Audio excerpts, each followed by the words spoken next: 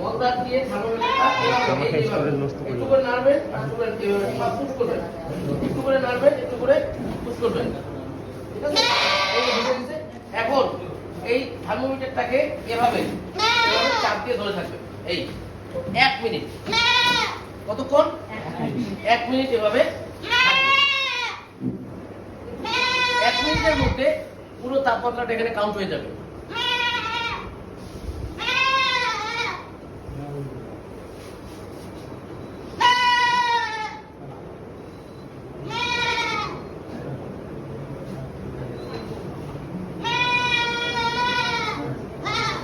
মানে 1 মিনিট এই যে এখন বের করলাম, বের করে এই যে লেজের চুল দিয়ে এখানে ভালো করে মুছবেন, পানি দিয়ে মুছবেন না, আর সামনে হাত দিবেন না।